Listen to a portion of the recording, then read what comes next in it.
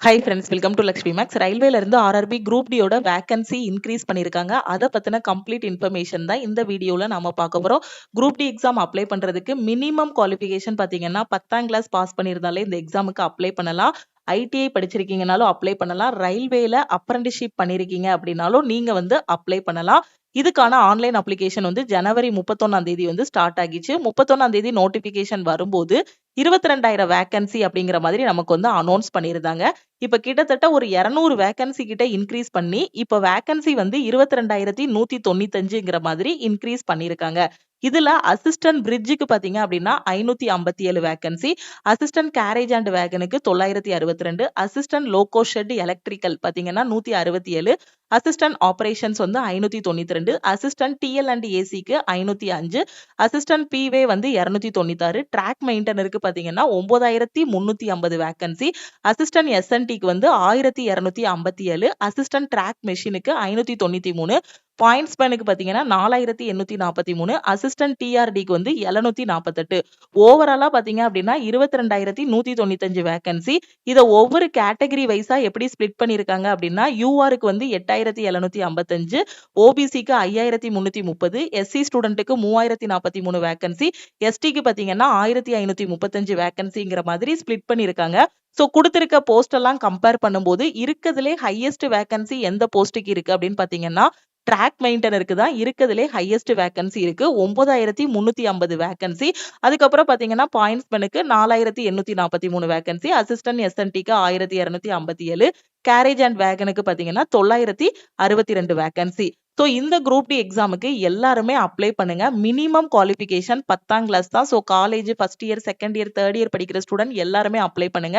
Minimum age லிமிட்டும் பாத்தீங்கன்னா 18 வயசு தான்.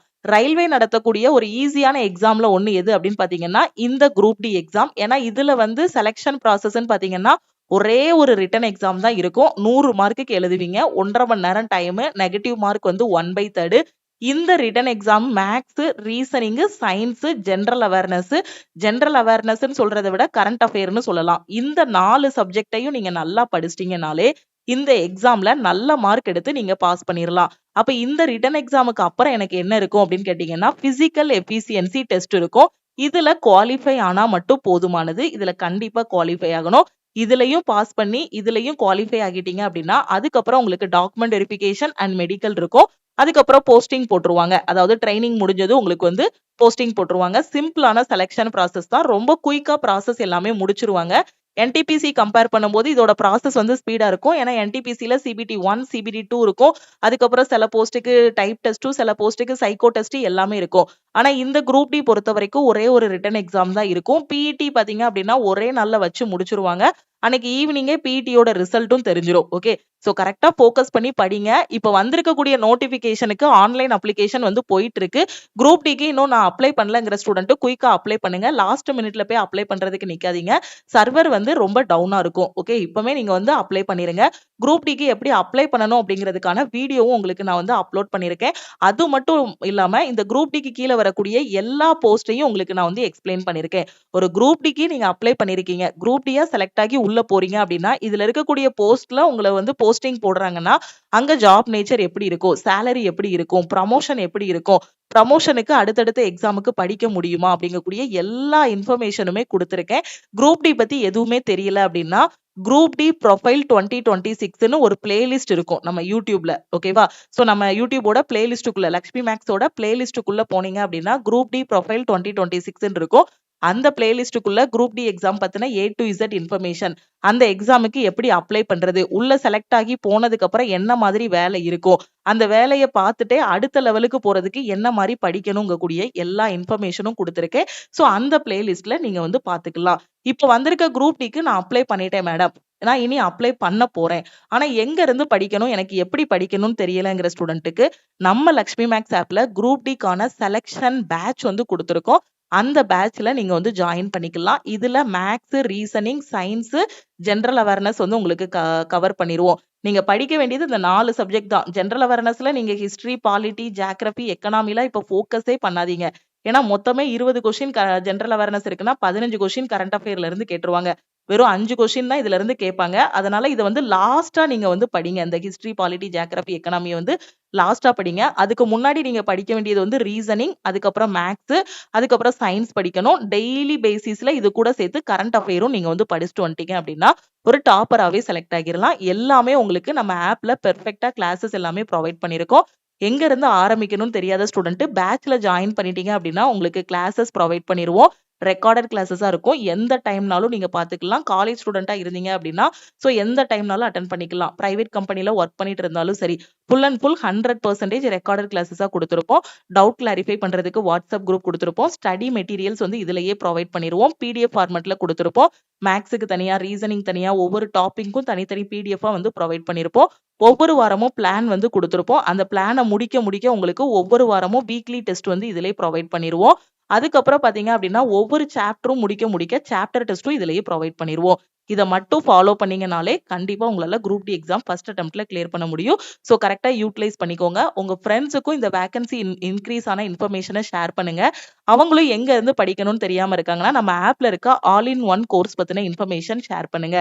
ஏன்னா இந்த ஆல் இன் ஒன் கோர்ஸ்ல தான் இந்த பேட்சஸ் எல்லாமே நாம வந்து கொண்டு போயிட்டு இருக்கோம். இதுல ஜாயின் பண்றதுக்கு இந்த நம்பரை லக்ஷ்மி மேக்ஸ்ன்னு சேவ் பண்ணிட்டு இந்த நம்பருக்கு I want all in one அப்படின்னு மெசேஜ் பண்ணுங்க. நீங்க மெசேஜ் பண்ணதும் டீம்ல இருந்து கான்டாக்ட் பண்ணிட்டு ஜிபே நம்பர் இல்ல அக்கௌண்ட் நம்பர் கொடுப்பாங்க.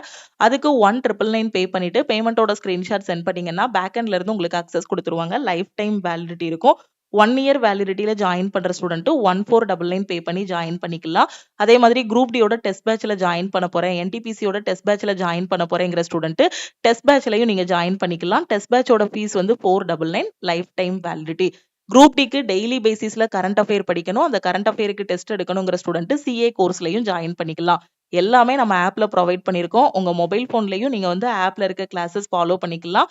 உங்களோட லேப்டாப்லயும் நீங்க வந்து ஃபாலோ பண்ணிக்கலாம். ரெண்டுக்குமே உங்களுக்கு வந்து ஆக்சஸ் கொடுத்துருவோம். 24/7 டெக்னிக்கல் டீமோட சப்போர்ட் இருக்கும். மெட்டீரியல்ஸ், கிளாஸஸ் எல்லாமே இருக்கும். நீங்க படிச்சிட்டீங்க அப்படின்னா இதுல என்ன கொடுத்துருக்கோமோ அதை கரெக்டான வேலை படிக்கணும். ஒரு 4 மாசம் உட்கார்ந்து கன்சிஸ்டன்டா படிச்சிட்டீங்க அப்படின்னா நீங்க போஸ்டிங் வாங்குறதை யாராலுமே தடுக்க முடியாது. ஓகேவா? சோ கரெக்டா ஃபாலோ பண்ணுங்க. பாசிட்டிவா இருங்க. கன்சிஸ்டன்சியோட எஃபர்ட் போடுங்க. காலேஜ் போயிட்டு வந்து ஈவினிங் உட்கார்ந்து படிங்க. ஏன்னா அந்த 18 வயசு அதை மிஸ் பண்ணிடாதீங்க. ஏன்னா அந்த 18 வயசுலயே படிக்க ஆரம்பிச்சிட்டீங்க அப்படின்னா ஒரு 20 வயசுக்குள்ள ஒரு நல்ல வேலையில போய் இருந்துடலாம். எடுத்த உடனே உங்களை வந்து யூபிஎஸ்சி எக்ஸாம் எழுதுங்கன்னு கூட சொல்ல வரல. ஏன்னா 18 வயசுல யூபிஎஸ்சி எக்ஸாமுக்கு ப்ரிப்பேர் பண்ணி கிளியர் பண்றவங்க எல்லாம் இருக்காங்க 20 வயசுக்குள்ள. சோ அவ்வளோ பெரிய எக்ஸாம்ஸ் எல்லாம் நீங்க எழுத வேண்டாம். நீங்க வந்து ஜஸ்ட் ஃபர்ஸ்ட் ஒரு லோ லெவல் எக்ஸாம், ஒரு குரூப் டி எக்ஸாம் லெவலுக்காவது ஃபர்ஸ்ட் படிக்க ஆரம்பிங்கன்னு சொல்ல வரேன். ஓகேவா?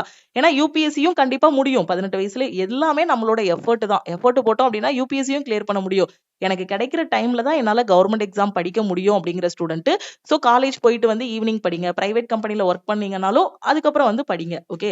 ஆனா கிடைக்கிற டைமை மட்டும் வேஸ்ட் பண்ணிடாதீங்க. நிறைய ஸ்டூடெண்ட் பாத்தீங்கன்னா அந்த 18 வயசு 20 25 வயசெல்லாம் மிஸ் பண்ணிட்டு அந்த 28 30 வயசுல கவர்மெண்ட் எக்ஸாம் படிக்கும்போது அந்த அளவுக்கு ஒரு ஸ்ட்ரெஸ், அதுக்கப்புறம் ஒரு ஒரு ஸ்ட்ரெஸ்ல உட்கார்ந்து அப்படி படிச்சிட்டு இருக்காங்க. சோ அந்த மாதிரி ஸ்ட்ரெஸ் எல்லாம் உங்களுக்கு வேண்டாம் அப்படிங்கிறதுக்காக தான் காலேஜ் படிக்கும் போதே எக்ஸாமுக்கு படிங்கன்னு சொல்றேன்.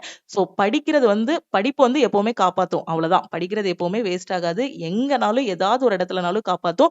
குரூப் டிக்கு படிக்கிறீங்களா? சோ குரூப் டி படிக்க வருவாங்க நிறைய ஸ்டூடெண்ட். அதுக்கப்புறம் என்ன பண்ணுவாங்கன்னா குரூப் டி ஈஸியா கிளியர் பண்ணதுக்கு அப்புறம் அடுத்த லெவல் என்டிபிசி, எஸ்எஸ்சியோட சிஜிஎல், சிஹெச்எஸ்எல்னு அடுத்தடுத்த எக்ஸாம் என்னென்ன இருக்கோ அதை ஃபோக்கஸ் பண்ணிட்டு போயிருவாங்க. இல்லைன்னா குரூப் டில செலக்ட் ஆகி உள்ள போனதுக்கு அப்புறம் ஜிடிசி எக்ஸாம் நடக்கும், எல்டிசி எக்ஸாம் நடக்கும். ஜிடிசி பாத்தீங்க அப்படின்னா நீங்க உள்ள போய் ஒரு 3 வருஷத்துக்கு அப்புறம் தான் எழுத முடியும். அதே எல்டிசி எக்ஸாம் பாத்தீங்கன்னா ட்ரைனிங் பீரியட் முடிஞ்சதுக்கு அப்புறமே நீங்க என்ன பண்ணிடலாம், எல்டிசி வந்து எழுதலாம். நான் உங்களுக்கு அடுத்த வீடியோல ஜிடிசினா என்ன, எல்டிசினா என்னங்கிறத எக்ஸ்பிளைன் பண்றேன்.